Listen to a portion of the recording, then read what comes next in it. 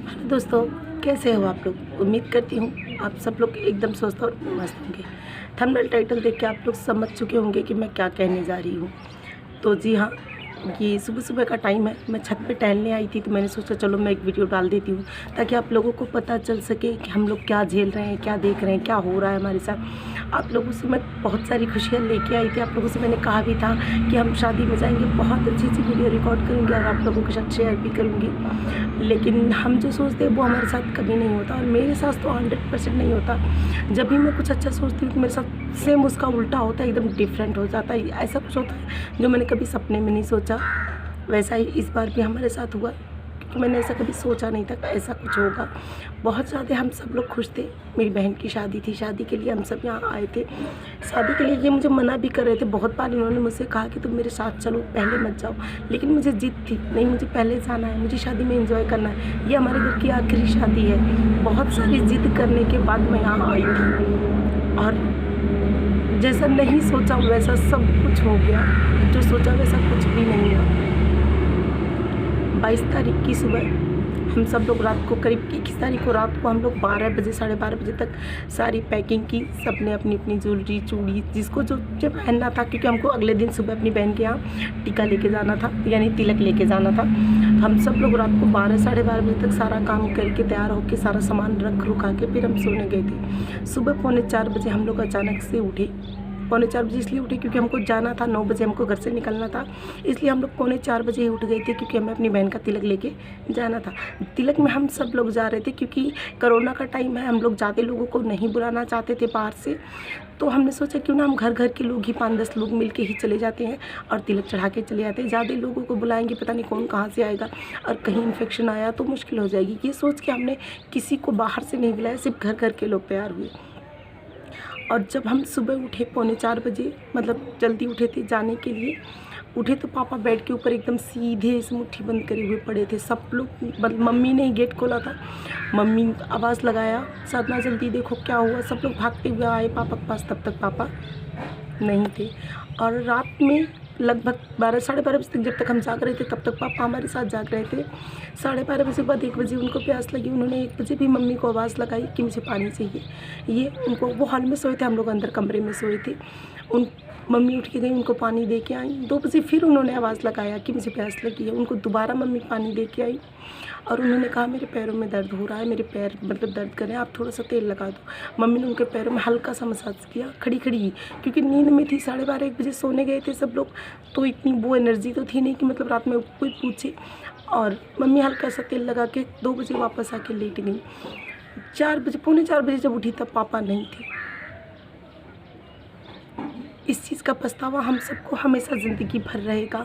काश हम उस टाइम उठ गए होते, उस टाइम हमने देखा होता, सोचा होता कि आपको दिक्कत क्या है, प्रॉब्लम क्या है। क्योंकि कोई दिक्कत पापा को थी ही नहीं, सिर्फ और सिर्फ उनको 2 दिन से दस्त लगे हुए थे। तो हमको लगा कि मतलब गर्मी का टाइम है और कुछ अभी इलेक्शन थे, इलेक्शन की वजह से सभी लोग दारू देना लेना, और पापा ड्रिंक करते थे। आज से नहीं, शुरू से ड्रिंक करते थे, और ये चीज़ मुझे बिल्कुल पसंद नहीं थी। इसलिए पापा की मेरी अक्सर टनाटनी रह जाती थी, अक्सर उनसे मेरी हो जाती थी खींचातानी। क्योंकि जब भी वो बात करते तो पी के करते, तो मैं उनसे बात नहीं करती थी, बहुत कम बातें करती थी। हमेशा चिढ़ जाती थी मैं उनसे कि आप मुझसे बात करना हो ना तो बिना पिए क्या करो, मुझसे ड्रिंक करके बात मत किया करो। लेकिन अब पिछले 4-5 दिनों से बस मेरा मन कर रहा है कि मैं उनसे एक बार बात कर लूँ।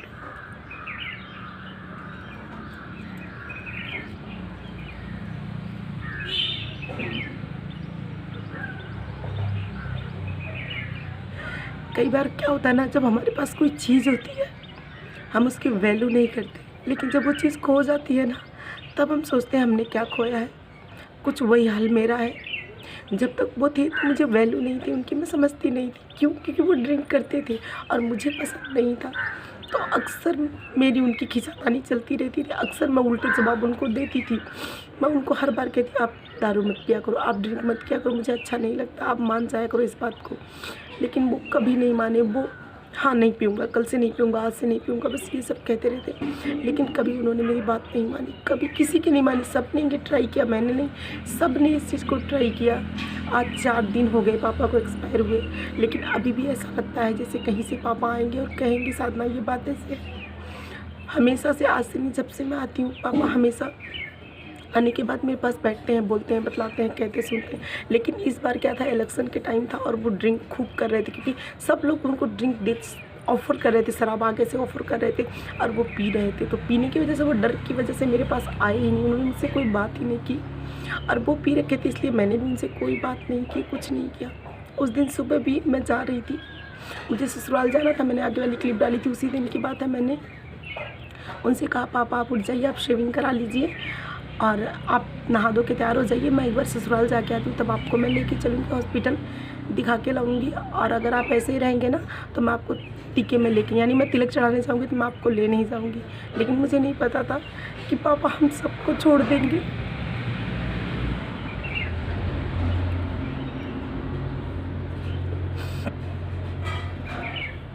उन्होंने बिना कुछ कहे, बिना कुछ बताए हम सबको छोड़ दिया, किसी के बारे में कुछ नहीं सोचा। मेरी बहन का तिलक जाना था, सब लोग तिलक की तैयारी कर रहे थे, वहाँ वो लोग तिलक का इंतज़ार कर रहे थे कि हम लोग तिलक लेके आएंगे। यहाँ सब कुछ उल्टा हो गया, सब कुछ, हमारे सपने, सारे सपने बिखर गए।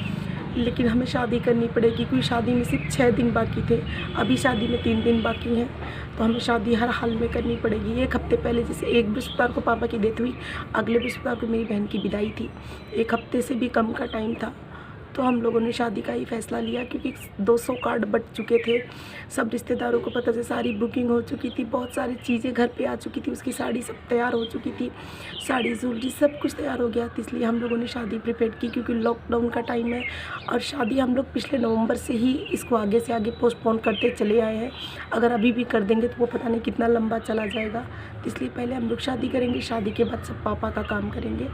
लेकिन ये ऐसा माहौल है हम लोगों के साथ, ना तो हम खुश हो पा रहे हैं, ना हम दुखी हो पा रहे हैं। दुख मनाने बैठते हैं तो लोग कहते हैं नहीं, आप ऐसा नहीं कर सकते, आपको खुशी से काम करना है। और खुश होते हैं तो डर लगता है, लोग क्या सोचेंगे कि देखो इनके पापा चले गए, ये सब खुश होते। वैसे भी हम लोगों को खुशी हो ही नहीं रही है, किसी बात में, किसी चीज़ में, कहीं से भी हमको खुशी मिल नहीं रही है। और ऊपर से लोग आके कहते, साधना तुम तो बड़ी हो, तुम तो स्ट्रॉन्ग हो, तुम ऐसे कैसे कर सकती हो। अरे मुझे भी फील होता है, मुझे भी दर्द होता है, सबको संभालो, मुझे कौन संभालेगा।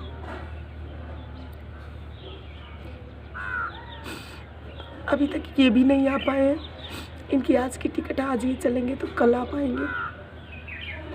अभी इस टाइम मुझे सबसे ज़्यादा इनकी ज़रूरत है।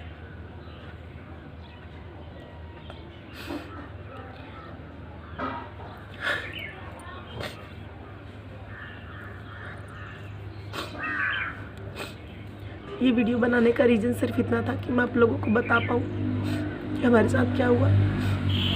और आगे की वीडियो मैं डालूँगी, नहीं डालूँगी, क्या करूँगी, मुझे कुछ नहीं पता है। जितनी खुशी से मैं आई थी, जिस तरह मैंने सोचा था, मैं बहुत सारी वीडियो आप लोगों के साथ शेयर करूँगी। शायद मैं ऐसा कुछ नहीं कर पाऊँगी, क्योंकि मेरा मन नहीं हो रहा, किसी चीज़ के लिए मेरा मन नहीं कर रहा है, या हो सकता है एक आधे हफ्ते तक मैं लगातार वीडियो ना डाल पाऊँ, उसके लिए सॉरी। और आप सब लोग जो भी हैं, जहाँ भी हैं, अपने आप का और अपने परिवार का ख्याल रखिए, क्योंकि जो एक बार हमसे दूर जाता है ना, वो कभी लौट के नहीं आता। प्लीज़ आप अपने परिवार का और जिन्हें आप प्यार करते हैं उनकी कदर कीजिए, उन्हें संभाल के रखिए। जो मैंने खोया है वो मैं जानती हूँ। प्लीज़ भगवान करे माता रानी कोई अपना ना खोए, मैंने तो अपना सब कुछ खो दिया। प्लीज़ आप सब लोग मेरे पापा की आत्मा की शांति के लिए प्रे कीजिएगा कि भगवान, हम लोग तो रो रहे हैं पर वो जहाँ गए वहाँ सुखी रहे, उन्हें सारा सुख मिले, उन्हें कोई तकलीफ़ ना हो, वो हमेशा खुश रहे। प्लीज़ आप सब लोग की प्रार्थना उनके लिए ज़रूर कीजिएगा। और वीडियो में कुछ गलती हो तो प्लीज़ माफ़ कर दीजिएगा। नेक्स्ट वीडियो कब डालूँगी नहीं पता है, पर कोशिश करूँगी। आप सब अपना ख्याल रखिएगा।